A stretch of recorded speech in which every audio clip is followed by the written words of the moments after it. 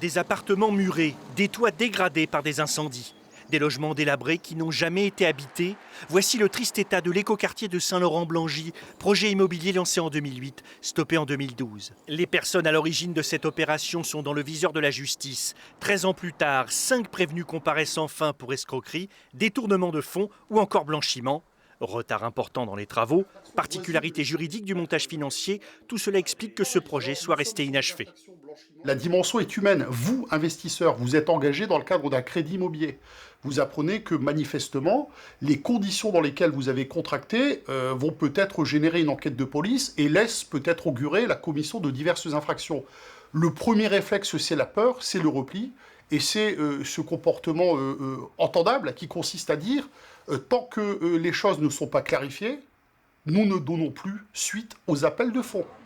26 personnes se sont portées partie civile dans ce dossier complexe. Des propriétaires qui ont dû rembourser un prêt sans pouvoir disposer de ces logements.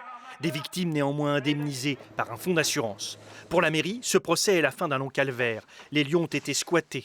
3 personnes y ont été retrouvées mortes. Condamner le lieu a coûté 170 millions d'euros. On attend que la justice puisse justement nous autoriser à pouvoir intervenir. Quand je dis nous, c'est la collectivité au sens large, la ville de Saint-Laurent et la communauté urbaine. Moi, ce que je souhaiterais, c'est qu'on puisse y réaliser enfin un espace d'habitat qualitatif.